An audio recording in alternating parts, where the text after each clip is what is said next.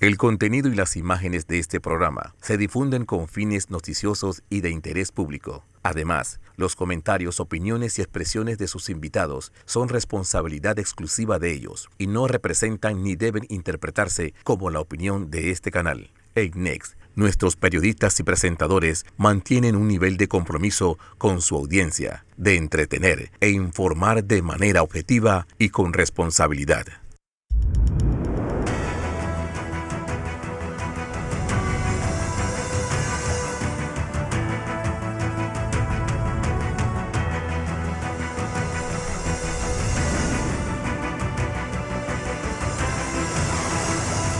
Muy buenos días, Panamá. Hoy es domingo 5 de julio.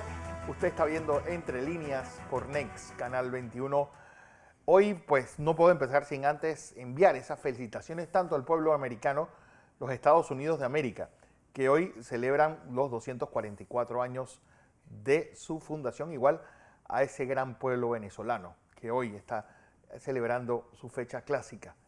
Así que a ese bravo pueblo venezolano, pues pasando por ese pausa, por ese bache en la historia, que es lo que viven en el momento de hoy. Una semana intensa, una semana donde se llegó al primer aniversario del gobierno de Laurentino Nito Cortizo. Él habló el miércoles a la Asamblea en un discurso donde habló de 12 puntos importantes que, pues ya planeando lo que será esa reactivación económica, igualmente en un momento en el que se realiza indagatoria a dos presidentes de la República y de forma inédita los dos al mismo tiempo.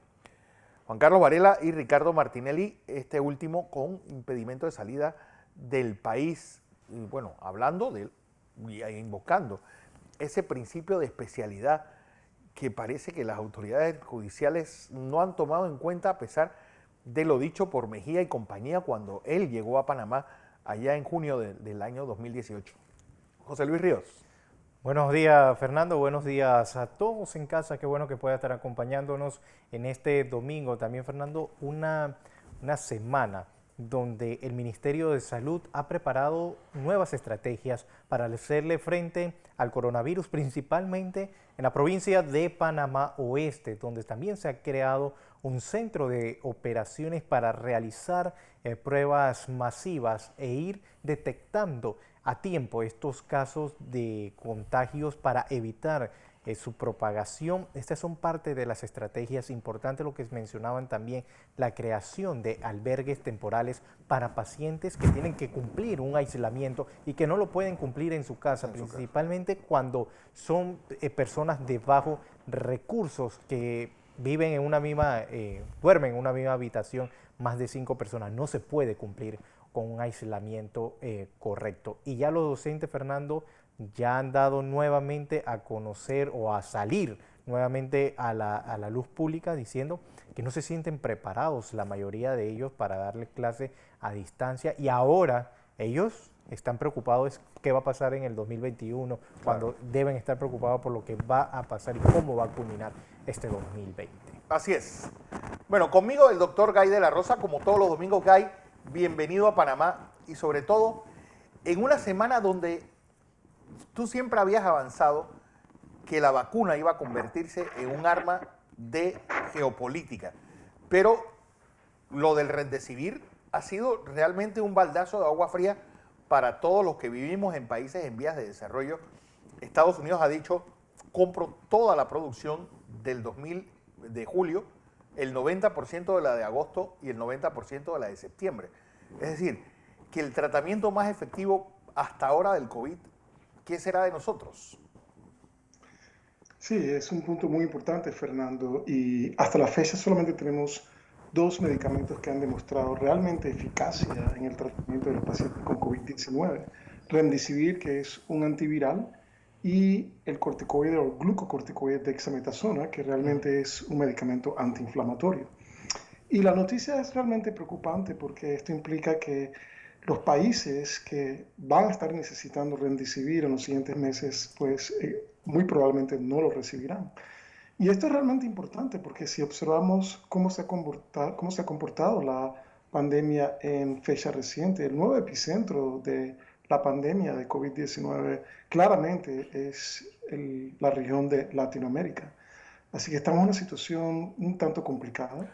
Remdesivir realmente es necesario y pues vamos a pensar que esta situación puede cambiar en los subsiguientes meses, pero realmente guardemos la esperanza, pero es una situación compleja. Yo quisiera dar un poquito más de detalles al respecto. El costo del medicamento, pues ya también ha sido comunicado, Fernando, y lo que se estima, basado en el comunicado de prensa de Gilead, es que el costo por vial de Remdesivir es de $390 por vial, lo cual implica que un tratamiento de 5 días costaría alrededor de $2.340. Ahora, el costo del medicamento, ya Gilead ha comunicado que este sería para las instituciones gubernamentales. Sin embargo, para hospitales, incluso para Medicaid y Medicare, el costo sería más elevado. Estamos hablando de $520 por vial, lo cual implica un costo de aproximadamente $3.120 por un tratamiento de 5 días. Ahora, un punto importante es que Gilead también ha comunicado que están trabajando de una manera ardua con fabricantes de medicamentos genéricos alrededor del mundo, los cuales proveen de medicamentos genéricos a 127 países alrededor del mundo. Y se trata de compañías que fabrican genéricos tanto en la India como en Bangladesh y como en Egipto. Y la idea aquí es que Gilead les permita producir estos medicamentos para que estas compañías puedan suplir la demanda mundial, debido a que, como tú has comentado anteriormente, pues Estados Unidos ha acaparado la gran producción de Remdesivir por Pero los subsiguientes la pregunta, meses. Guy, antes de que sigas con esta explicación científica es, ¿qué pasaría si la OMS se hace con esa patente? Es decir, que se abre la patente para cualquier persona que quiera producirla en el caso de la emergencia que estamos viviendo. Y te lo digo porque tú hayas hablado de que este Remdesivir era una especie de medicina fracasada para otras aplicaciones y que ahora, bueno, tanto va el cántaro al río hasta que se quiebra y es como la Viagra, que era una enfermedad que estaba hecha para una cosa y terminó siendo para otra. Por supuesto. Y este es un punto muy importante, Fernando, porque ya existe un precedente. Y el precedente es una compañía en China que se llama Bright Gene. Esto está en el dominio público y cualquier persona lo puede buscar. Y ellos han decidido producir su propia versión de Remdesivir sin tener la aprobación por parte de Gilead. Así que en este caso, lo que es la propiedad intelectual, pues no ha sido seguida. China ha decidido producir su propio medicamento. Técnicamente los nucleósidos, porque esto es lo que es Remdesivir, no son necesariamente compuestos complicados de producir. Y la historia con los antirretrovirales contra VIH, particularmente los nucleósidos, nos enseña que estos medicamentos pueden ser producidos en masa por compañías que tengan las plataformas necesarias. Así que ya tenemos el presente de una compañía que decidió producir Remdesivir sin la aprobación de Gilead. Así que esto realmente puede ocurrir en otros países. Y recordemos que en Latinoamérica tenemos capacidad de producción de medicamentos. Muchos de estos genéricos se producen en países latinoamericanos, incluso en países centroamericanos. Así que esto realmente abre la oportunidad para poder suplir a estos mercados de un medicamento que es realmente necesario. No nos olvidemos nuevamente que Gilead ya está trabajando con estas compañías que fabrican genéricos alrededor del mundo y que suplen, como comenté anteriormente, aproximadamente 127 países alrededor del mundo. Y lo que se ha comunicado hasta la fecha, Fernando, es que el costo por vial va a ser una fracción del costo del vial para países desarrollados. Estamos hablando entre aproximadamente 59 y $71 por vial, y eso comparado con el costo de 390 a $520 por vial, que sería el costo para Estados Unidos y para países europeos desarrollados. Así que creo que existe una preocupación con respecto a nuestros países, pero también creo que existe la posibilidad de que lo tengamos en nuestros países, ojalá que en un futuro próximo. Pero la pregunta, Guy, sobre este procedimiento es, este Remdesivir lo único que hizo fue cambiar de una fórmula subcutánea a una fórmula más fácil de poder tomarla. Ese es el único gran cambio que sufrió. Sí, el Remdesivir que hemos estudiado en pacientes con COVID-19 es de administración intravenosa. Es básicamente administración intravenosa, son viales de 100 miligramos. La primera dosis son 200 miligramos y posteriormente 100 miligramos intravenosos por día por un tratamiento de 5 días. En principio, este es el tratamiento que se ha utilizado. Ahora, lo que Gilead está tratando de hacer es cambiar la formulación, Fernando, e irse a una formulación inhalada, a una formulación que sea nebulizada. Y yo realmente pienso que esto sería un avance importantísimo, Fernando, porque esto nos permitiría entonces administrar el medicamento no solamente a nivel ambulatorio, sino también en fases tempranas de la infección por el SARS-CoV-2. Y recordemos, esto es un punto importante que yo quisiera aclarar a la población. Existe la posibilidad que estos medicamentos tengan lo que se llama un periodo de ventana de oportunidad, lo que yo llamo una ventana terapéutica. Es decir, en una fase inicial lo que tenemos es la replicación del virus en las vías respiratorias y posteriormente en otros órganos, que ya sabemos expresan los receptores de ICA2. Ahí es el periodo, ese sería el periodo en donde el medicamento quizás tenga su mejor acción porque estamos inhibiendo la replicación del virus. Sin embargo, una vez que la replicación ya se ha establecido, lo que viene posteriormente es esta tormenta de citoquinas, este síndrome de hipercoagulabilidad, este síndrome de hiperinflamación, en cuyo caso es posible que estos medicamentos pues no tengan los antivirales directos, no tengan el efecto terapéutico deseado, en cuyo caso vamos a tener que entonces utilizar los inmunomoduladores, medicamentos bloqueadores de la IL-1, bloqueadores de la IL-6, bloqueadores del factor de necrosis tumoral, etcétera, etcétera. Así que vamos a ver cómo evoluciona esto, Fernando, pero yo pienso que la generación de una formulación inhalada o nebulizada representaría un paso importante y creo que Gilead está claro en eso. De hecho, ya recibieron el OK por parte de la FDA para realizar estos estudios iniciales que se llaman estudios de farmacocinética y seguridad. Se administra a personas sanas el medicamento inhalado y se mide la concentración en sangre y en otros tejidos potencialmente para determinar cómo se comporta el medicamento inhalado y compararlo realmente con el comportamiento farmacocinético cuando se administra intravenosamente. Ahora, un punto más con Remdesivir, y esto es un mensaje que quiero enviar con claridad. La data que tenemos hasta la fecha es data inicial, Fernando, es data de estudios que son randomizados, controlados. Sin embargo, debemos recordar que la data inicial pues, ha demostrado hasta este momento una disminución en cuanto al tiempo de recuperación. Los pacientes que recibieron Remdesivir se recuperaron en un promedio de aproximadamente 7 días. Los pacientes que no recibieron Remdesivir requirieron 4 o 5 días más para recuperación. El otro punto es la mortalidad. La diferencia en mortalidad fue una diferencia numérica, 7.1% versus 11.9%, y esta diferencia no alcanzó significancia desde el punto de vista estadístico. Es decir, que el Remdesivir hasta la fecha ha producido un efecto modesto. Es probable que los estudios posteriores y la data final demuestren un efecto más contundente, pero hasta la fecha el efecto ha sido modesto. Pero, por ejemplo, Guy, ¿se sabe los alemanes qué le dieron a sus pacientes? ¿Qué le dieron a sus pacientes para tener una mortalidad tan baja? Sí, yo pienso que en el caso de los alemanes y de otros países que han tenido realmente resultados muy positivos con respecto al manejo de estos pacientes, es simplemente el sistema de salud que estos países tienen.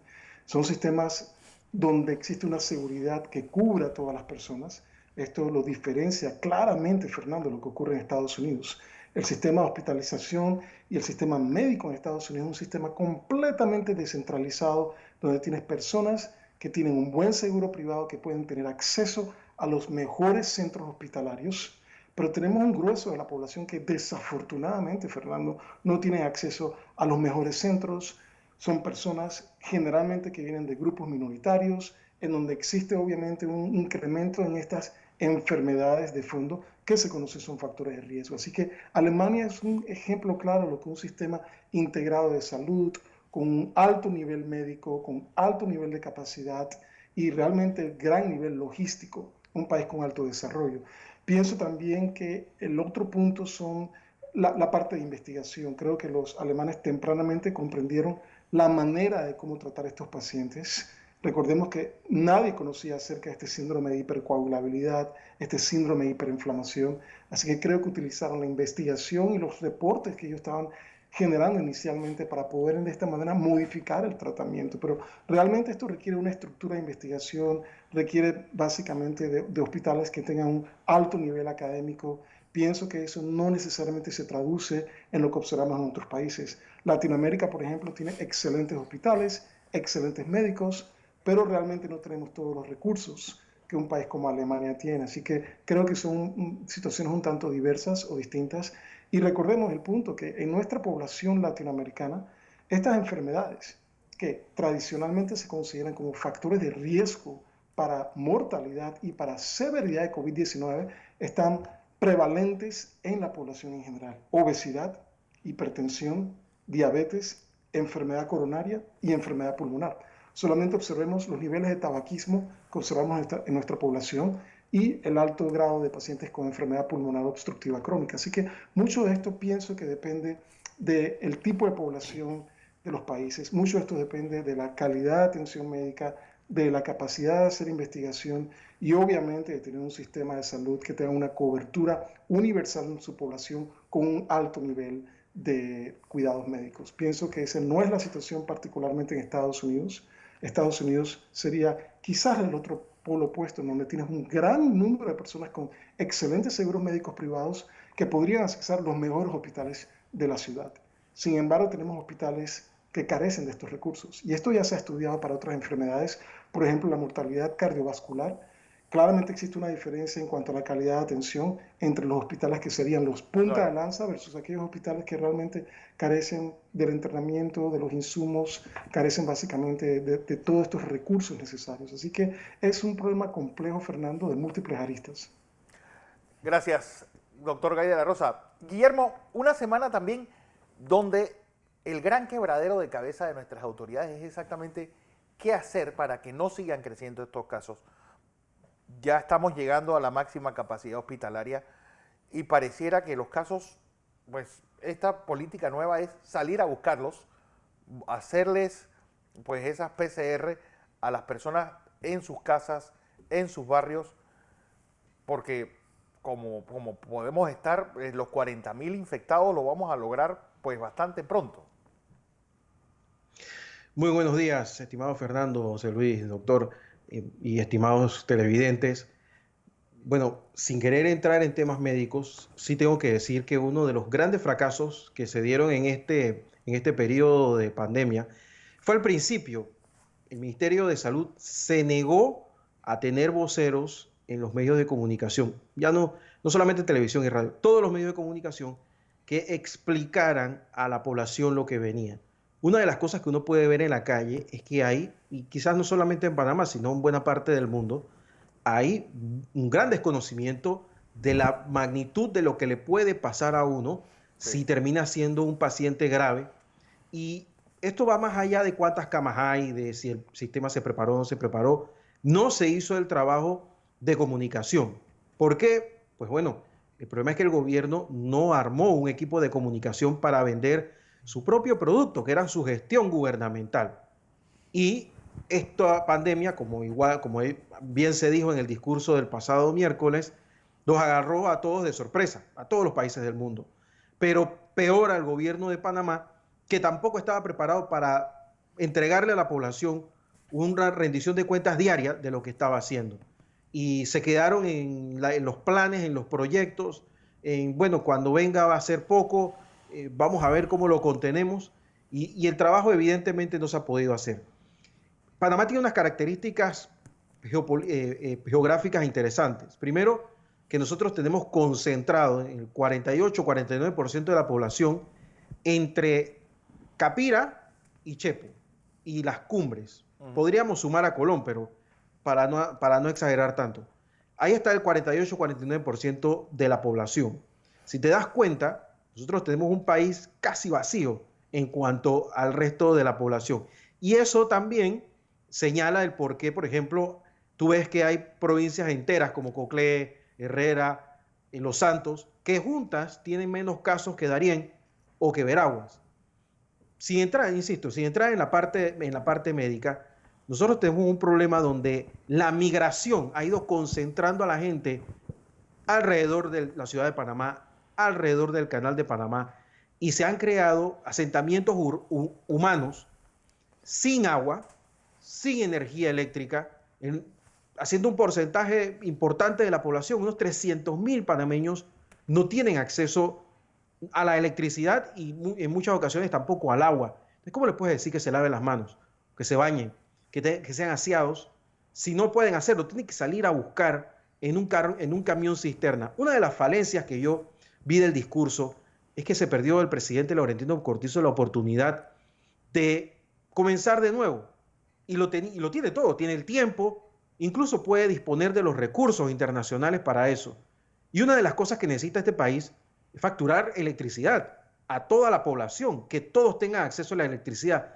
Nunca vamos a tener un país con acceso a las nuevas tecnologías si ni siquiera se puede encender un foco en 93.000 familias.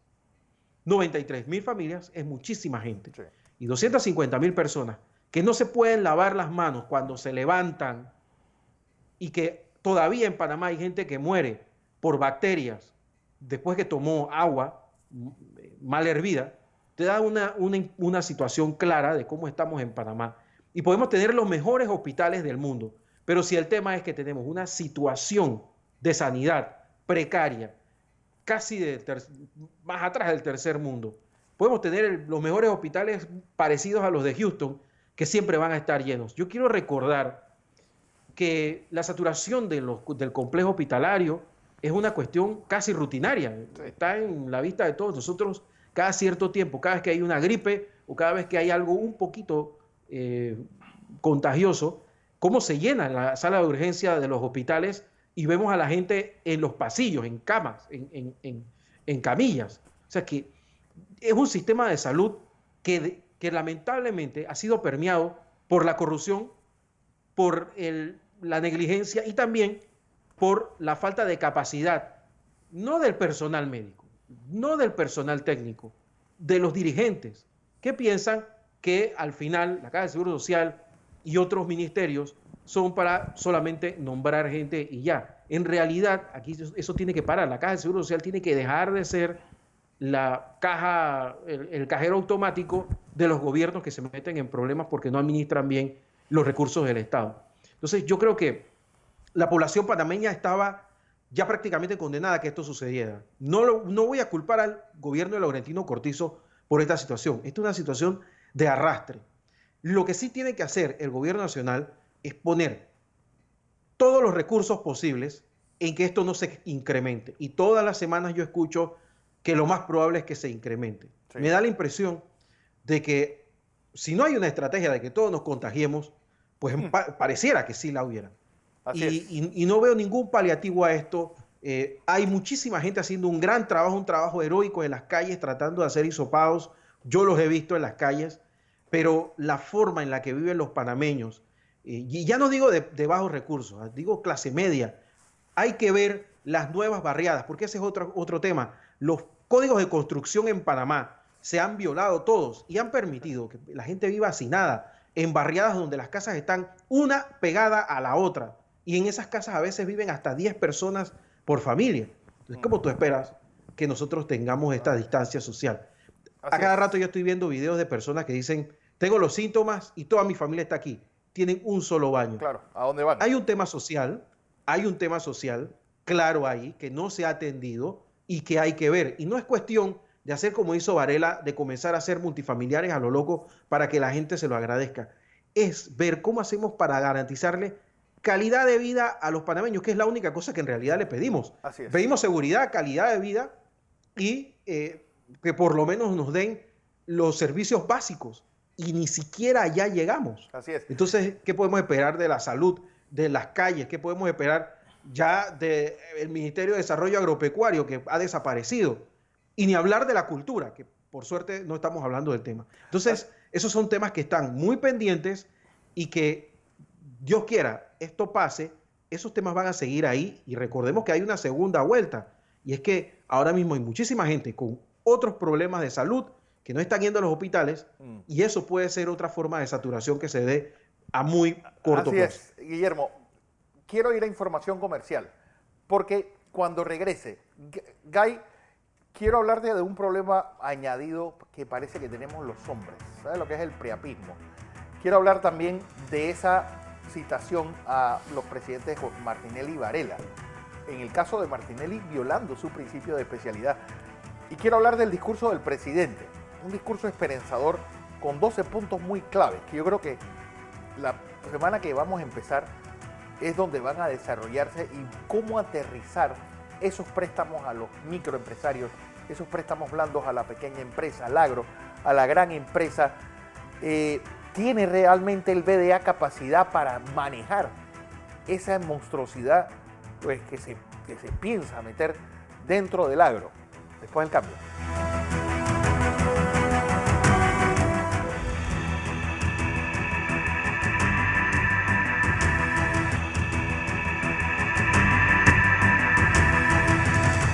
Seguimos en la presentación de Entre Líneas. Hoy es domingo 5 de julio. Felicidades a la colonia venezolana celebrando su fecha clásica. José.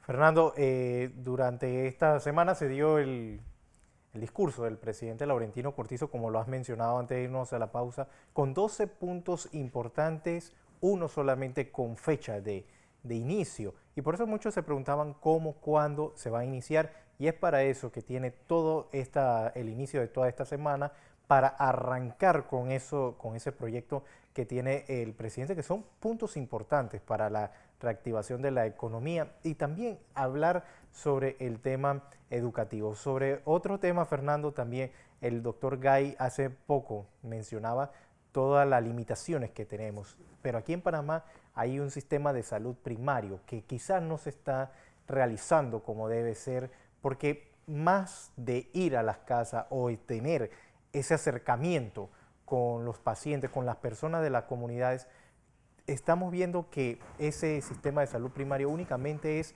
en salir, en realizar jornadas de vacunación, dejando lo realmente importante. Y es por eso otro de los puntos donde vemos que nuestros hospitales también se están saturando. Quiero tocar varios puntos contigo, Guillermo, porque uno, el caso del gran derrotado del día miércoles, Rómulo Rux. La bancada del Cambio Democrático pareciera estar literalmente en estampida. Y él sacó un Twitter en la tarde, y no, mira, milagro que no hizo el TikTok acostumbrado. Caso de José Blandón Figueroa, que también, pues, la mitad de su bancada votó a favor de Marco Castillero.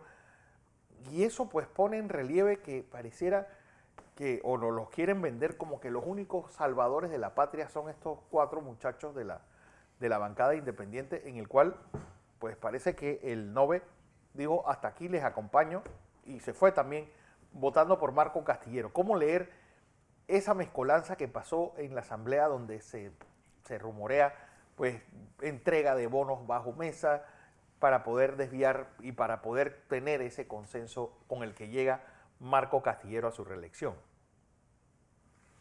Mira, lo hablábamos el miércoles pasado. El Partido Cambio Democrático sin Ricardo Martinelli no es muy diferente al Molireno, al Partido Popular o al Partido Alianza. Son cascarones vacíos donde hay más indios, donde hay más caciques que indios. Y eso lo sabe Rómulo Rux, eso lo sabe la cúpula de Cambio Democrático, eso lo saben los diputados de Cambio Democrático. Eventualmente, y faltan 4 años, Cambio Democrático no va a tener ningún valor y va a transitar el desierto político durante este tiempo. ¿Qué les queda? Tratar de acercarse al gobierno para acceder a presupuestos para poder buscar una reelección en cualquier plataforma, que puede ser cualquiera. Pues no te extrañes ver a Cambio Democrático apoyando candidatos del PRD, candidatos del panameñismo o candidatos incluso del Molirena, o quién sabe, o independientes, o la gente de Movín. Uno no sabe. Lo que sí me queda claro es que el Partido Cambio Democrático se va a atomizar hasta su mínima expresión. Y eso va a hacer que buena parte de la bancada comience a dividirse y a buscar nuevos acomodos. Ya hay una bancada que responde directamente a Ricardo Martinelli y que está cohesionada, todo el mundo sabe quiénes son, y que en el momento que el partido de Ricardo Martinelli se inscriba, esa bancada pues va a proceder a reagruparse o por lo menos a declararse como otra bancada independiente. Y el resto van cada uno a buscar el sálvese como pueda, lo que está pasando con la bancada panameñista. ¿Por qué? Porque directamente todos le deben, o gran mayoría, le deben su bancada a Juan Carlos Varela. Y gran parte de lo que estamos viendo, este espectáculo que vimos el jueves pasado, este show que vimos el jueves pasado, donde unas fiscalías llaman a expresidentes a la misma hora, al mismo lugar, para dos temas completamente diferentes. Primero, yo me pregunto por qué no llamaron a uno primero y otro después, y cuál era el problema de hacerlo el 1 de julio. Si Claro. igual el presidente da su discurso, pero el órgano judicial está elaborando. Sí. Y me queda claro la mano larga de quienes quieren ya ir acomodando el torneo electoral del 2024. Y esto lo digo con toda la responsabilidad del caso.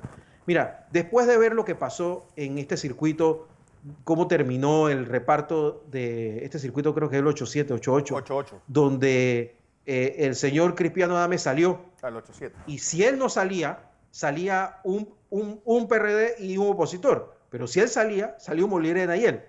Y de repente, misteriosamente, salió él. Y así hay varios, lo que pasó con Camacho en San Miguelito. En el torneo anterior, lo que pasó con Ana Yesel Rosas y con otros candidatos a diputados. Bueno, ahí tú te das cuenta de que cada día el torneo electoral deja un poco de dudas. Yo no digo que se estén dando fraudes, pero sí quedan cada vez más dudas razonables fuera de la conspiración. Entonces, cuando uno ve esto, entiende que desde el Ejecutivo, que saben el enorme desgaste que tienen, quizás quieren tener un candidato que por forfi sea la persona que de recursos del Estado por detrás tenga la mayor posibilidad de ganar las elecciones del 2024 y posicionarlo desde ahora. Porque y saben bien ahí quiero escuchar, sobre eso quiero oírlos, José y Guillermo, porque lo del acoso y derribo que hay hacia Gabriel Carrizo, hacia Rafael Sabonge, y yo creo que es una carambola para o domesticar o aplacar a Anito Cortizo, yo no lo había visto nunca. Alguien que en un año tuviera ese desgaste y tuviera el día 1 de julio, una de las tendencias fue contra el vicepresidente de la República. Mira, Fernando, el vicepresidente ha cometido varios errores y se ha puesto en un punto donde se ha puesto muy frágil en un gobierno débil. Esa es la verdad. Sí. Y esa debilidad la han podido captar algunos pequeños grupos que en el pasado han sido cercanos al presidente Varela. Y esos son los que han montado una campaña de acoso y derribo incisiva, diaria, fuerte, y ha llenado de miedo al entorno del presidente Laurentino Cortizo. Yo creo que lo que pasó el miércoles, hay mucho de todo esto, donde el gobierno de alguna forma está tratando de quitarse de encima a este problema diario de pedir la renuncia del vicepresidente, ahora del presidente, de los ministros. ¿Por qué? Porque no le tienen miedo a un grupo de personas que salga a pelear a la calle. El gobierno se ve tan débil que le tiene miedo a un par de medios de comunicación. Sí. Eso es lo que realmente está pasando. Sienten que estos medios de comunicación, al servicio en el pasado de Juan Carlos Varela, siguen todavía apoyando de alguna forma que el expresidente no le pase nada, y pues me imagino que es alguna forma de presión tangencial para que el presidente baje la guardia y de alguna manera algo pase para que estos shows como lo que se dieron el pasado jueves se sigan dando. Yo creo que no le hace ningún favor a la justicia lo que está sucediendo. Ya pensamos que había una esperanza con el cambio de procurador y que el procurador iba a hacer los movimientos adecuados. Los hizo a medias. Parece que no es suficiente. Entonces, algo tiene que pasar, porque si este va a ser el comportamiento seguido, no vale la pena desde ya trastocar el comportamiento político. Mira, Fernando y José Luis, el gobierno tiene demasiados problemas para estarse metiendo en temas de política de otros partidos. Yo creo que tienen que concentrarse en lo suyo y dejar que el órgano judicial y el Ministerio Público hagan el trabajo. Y cuando eso suceda, entonces aquí se va a saber la verdad de muchas cosas. Yo no escucho a nadie hablar de los Varela Leaks, donde hay una serie de situaciones que lo menos que requerirían es un fiscal especial. Exacto. Ni no se habla absolutamente nada de eso. Así es. Guy de la Rosa, pues una nueva data de algo, una condición que nos afecta exclusivamente a los hombres y de forma muy dolorosa en Sálvase a la Parte. Sí, efectivamente.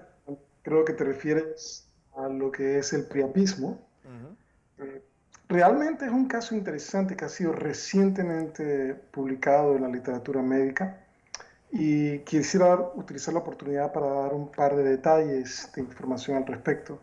Priapismo. ¿Qué es realmente el priapismo? El priapismo realmente es una erección prolongada, típicamente por arriba de 4 horas, que afecta obviamente al pene y que en este caso no está asociada ya sea a deseo sexual o a estimulación sexual. Existen dos tipos de priapismo, el priapismo que es el isquémico y el no isquémico. El isquémico generalmente lo vemos en los casos de pacientes con anemia falciforme. Existe el caso no isquémico de priapismo, que es el que se observa generalmente cuando existe trauma al pene o algún tipo de manipulación del pene. Se trata pues de un paciente de 62 años de edad y este es un reporte por parte de investigadores franceses, el cual fue admitido a un hospital con COVID-19. Este paciente desarrolló insuficiencia respiratoria, desarrolló lo que llamamos síndrome de distrés respiratorio del adulto, requirió ser intubado, requirió ser colocado en ventilación mecánica y como complicación del COVID-19 desarrolló un síndrome de hipercoagulabilidad, que esto realmente ha sido pues publicado y es algo realmente conocido con respecto a la patogénesis o la fisiopatología del COVID-19. Como complicación del síndrome de hipercoagulabilidad, este paciente desarrolló priapismo.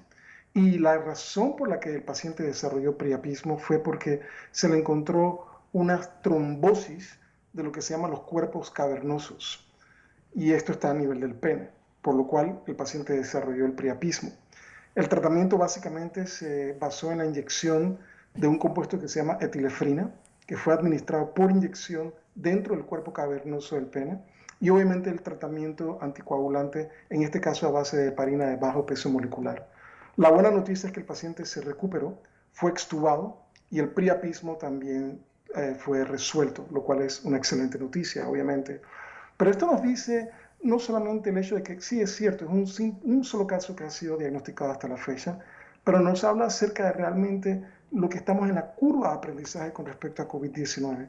Cada semana salen nuevas publicaciones, muchas de las cuales nos enseñan nueva información acerca de este patógeno. Así que realmente es sorprendente observar cómo este patógeno puede tener todo tipo de manifestaciones. Históricamente siempre pensábamos en las complicaciones tromboembólicas del coronavirus, de este SARS-CoV-2, como aquellas que están relacionadas a trombosis venosa profunda de las extremidades, tromboembolismo pulmonar, eventos cardíacos coronarios, infartos del miocardio, incluso isquemia cerebral. Sin embargo, este es el primer reporte de un proceso trombótico afectando al pene y causando priapismo. Una nota curiosa para nuestra teleaudiencia, la palabra priapismo viene básicamente del griego priapus, que es realmente el dios griego de la fertilidad y de la lujuria, y de ahí obviamente el nombre de priapismo. Así es. Quiero ir a información comercial. Cuando regresemos, ¿qué nos espera la próxima semana? ¿Cómo el gobierno podrá poner al nivel de calle todos esos miles, millones de dólares de los que habló el presidente después del cambio?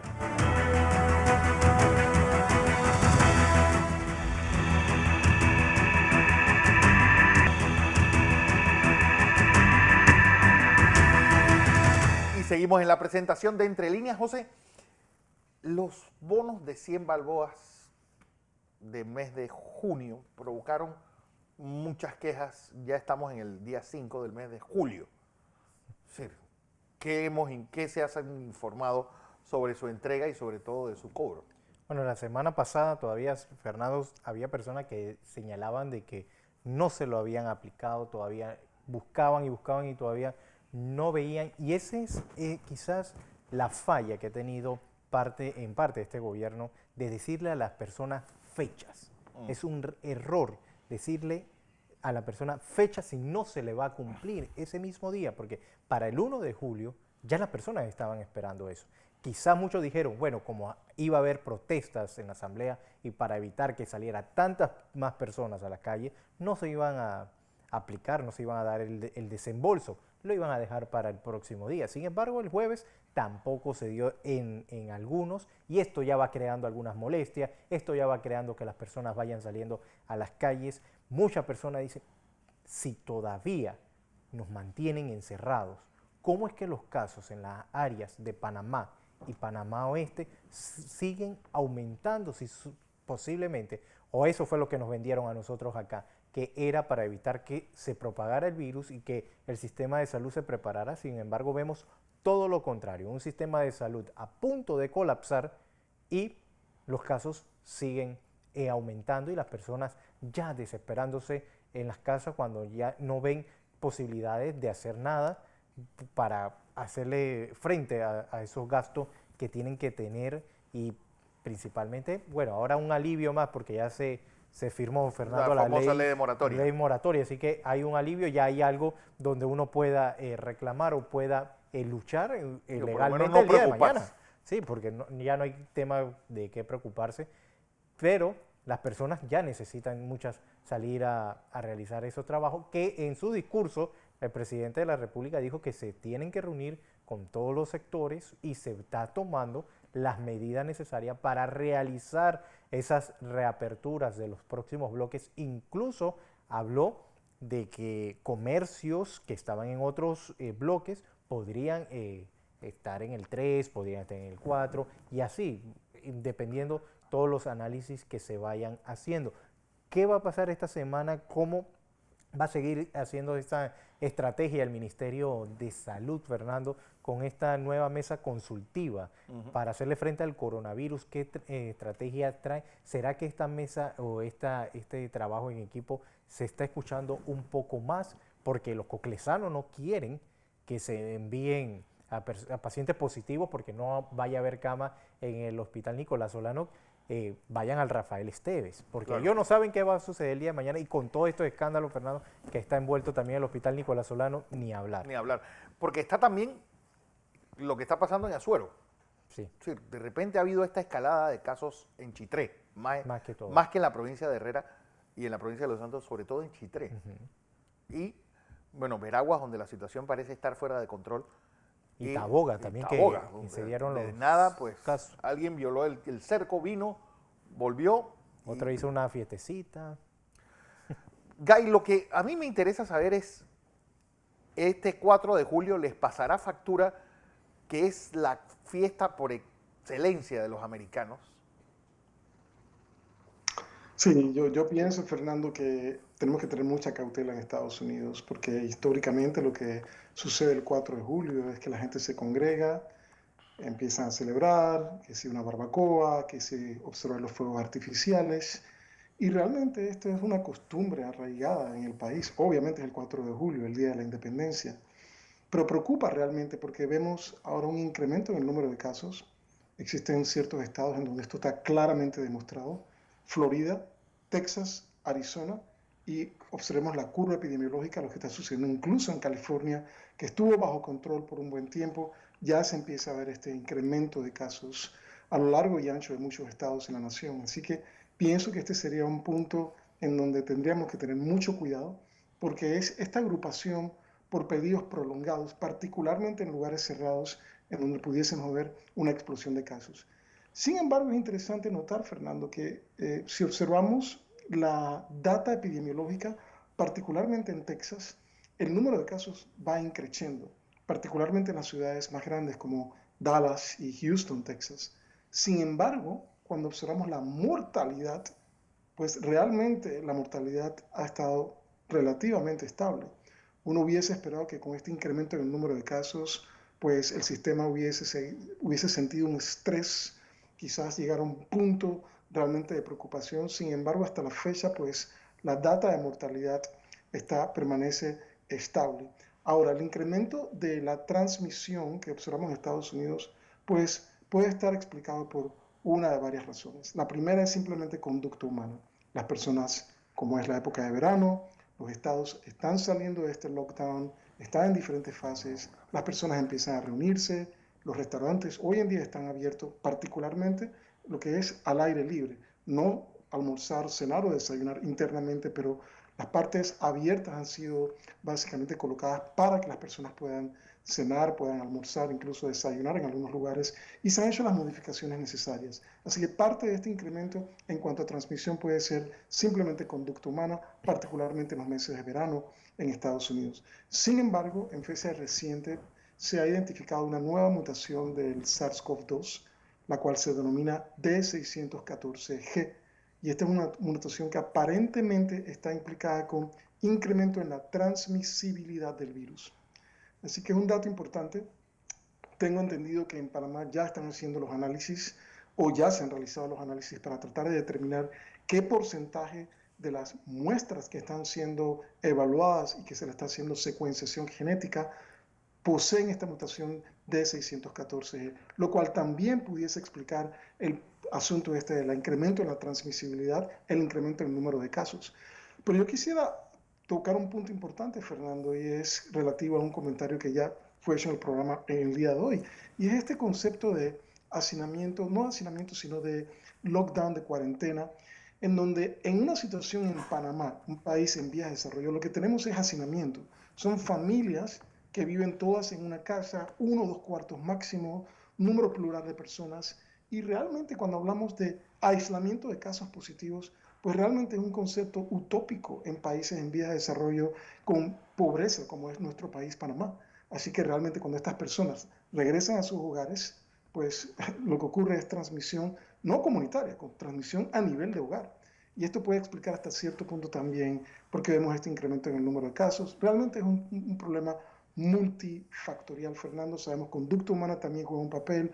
La población no necesariamente está haciendo el uso de las mascarillas a nivel universal. Esto es algo que es referido constantemente. Así que realmente creo que es un factor, son múltiples factores, es un problema multifactorial en este caso. Guillermo, hablando de factores multisectoriales, es decir, ¿cómo va a ser ese proceso del gobierno, conociendo ese movimiento paquidérmico lento de un gobierno a un plan tan ambicioso como el que lanzó el presidente el pasado miércoles? Por ejemplo, el BDA va a manejar 150 millones de dólares en el sector agro. ¿Llegará a la velocidad que todos aspiramos? El problema, Fernando, es quién quiere usar esos millones de dólares. Ese es el verdadero problema. Muchísima gente está abandonando el agro. Esta es la verdad de Panamá.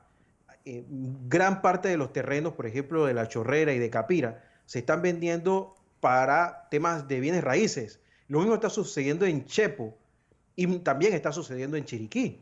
O sea, nuestras tierras más fértiles están pasando a ser barriadas, casas, precisamente porque el sector agropecuario, el tejido agropecuario se rompió y no es rentable en este país mucho de lo que antes eran negocios y verás lo difícil que va a ser colocar esos dineros. También estábamos viendo entre el plan que hablaba el presidente la posibilidad de colocar préstamos blandos para las pymes, que ese es otro tema que a mí me preocupa.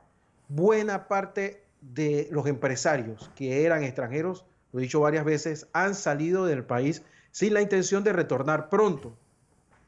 Yo no estoy muy seguro de que las personas que ahora mismo han perdido su trabajo tengan la disposición de comenzar emprendimientos, sobre todo en un país donde no se ha ayudado al emprendedor. Esa es la verdad. Nosotros no tenemos lo suficiente, la cantidad de incubadoras de empresas que deberíamos tener.